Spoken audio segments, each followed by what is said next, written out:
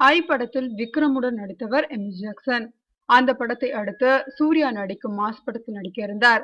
ஆனால் அந்த படத்தில் நயன்தாராவிற்கு முக்கியத்துவம் கொடுத்துவிட்டு எமியை இரண்டாவது நாயகியாக்க அப்பட டைரக்டர் வெங்கட் பிரபு திட்டமிட்டதை அறிந்த அவர் கடைசி நேரத்தில் அப்படத்தில் இருந்தே வெளியேறினார். அதன் பிறகு உதயநிதி நடிக்கும் கெத்து படத்தில் கமிட் ஆனார்.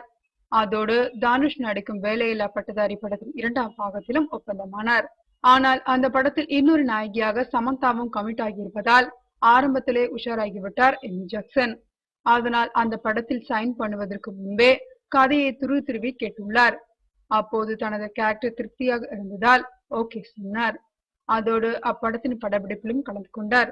இந்த நிலையில் மேலும் சில டைரக்டர்களும் 2 கதாநாயகி கதைகளில் நடிக்க எமியை தொடர்பு கொண்ட போது முதலில் மொத்த கதையையும் என்னிடம் சொல்ல வேண்டும், அதன் பிறகுதான் நடிப்பதை பற்றி முடிவெடுப்பேன் என்று கூறிவிட்டாராம் எமி ஜாக்சன். அதனால் அவரது கேரக்டரை டெவலப் பண்ணி சொல்லும் வேலைகளில் அப்பட டைரக்டர்கள் ஈடுபட்டுள்ளனர்.